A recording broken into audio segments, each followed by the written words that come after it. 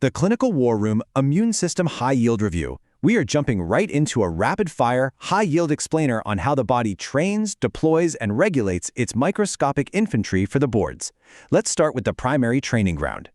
Inside the thymus, you've got this strict divide between the densely packed outer cortex and the sparsely populated inner medulla. The cortex is literally swarming with immature thymocytes, but here is the absolutely crucial point for your exams. The thymus is a ruthless training camp. Through a process called central tolerance, self-reacting T cells are driven right into apoptosis. We're talking about a 95 to 98% casualty rate before deployment. Only the elite 2 to 5% of T cells that can recognize our own MHC without attacking our tissues are actually allowed to mature and migrate into the medulla. But what happens if this training camp just fails to develop?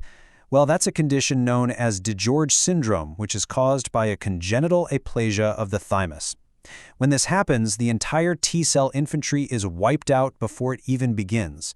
Without mature T lymphocytes, the patient faces a severe, life-threatening cell-mediated immunodeficiency. The body is effectively left completely without its special forces. Okay, moving out to the peripheral basis. The lymph node shows us exactly where our mature troops are stationed. Notice the paracortex right in the middle?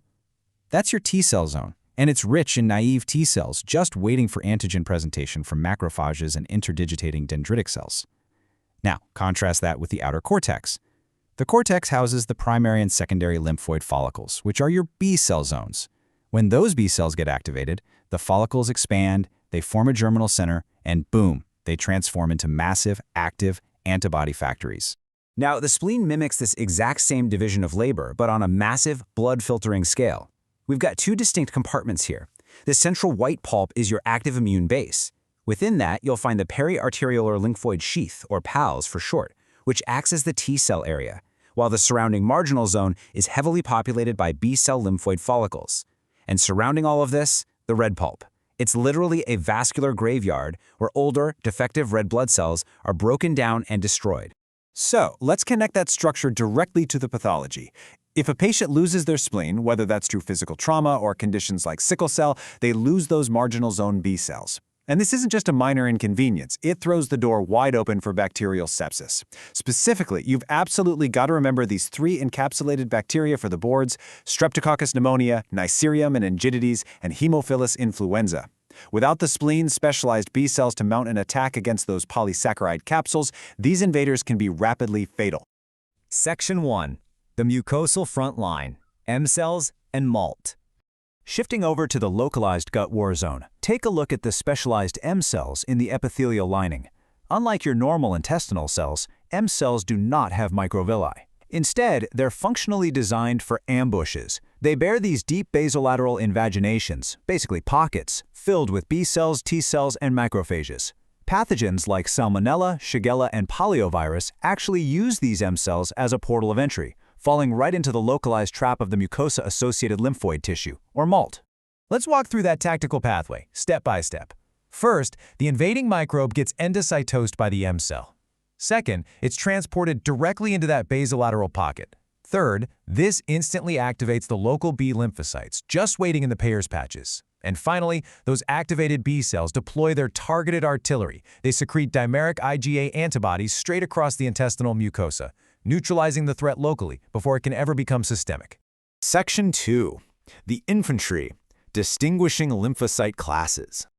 Comparing our cellular soldiers, you'll notice how both naive and memory cells are completely dormant, resting in the G0 phase of the cell cycle. But look at the CD45 surface markers. This is incredibly high yield. Naive cells carry the CD45RA isoform. Once they're activated into effector cells, they switch to CD45RO.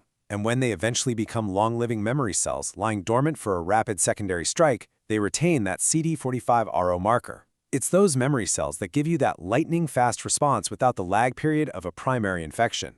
And keeping with our cellular breakdown, here are the absolute core differences between T cells and B cells. T cells originate in the bone marrow but mature in the thymus. They recognize antigens via the TCR and CD3 complex, and uniquely, they totally lack microvilli on their surface. B cells, on the other hand, mature entirely in the bone marrow, use surface IgM or IgD to directly bind antigens, and they actually do possess surface microvilli. Getting these distinctions locked into your brain is absolutely vital for understanding immune pathways. Section 3. Directives and artillery. Lymphocyte activation. So, to transform a resting soldier into an active combatant, two things absolutely must happen. A naive lymphocyte resting in a secondary organ, like a lymph node, has to encounter its specific antigen, and it has to receive specific cytokine signaling flares like interleukin-7. Only then does it transform into a massive proliferating lymphoblast, which eventually differentiates into either a short-lived effector cell to fight the current battle or a long-lived memory cell for future wars.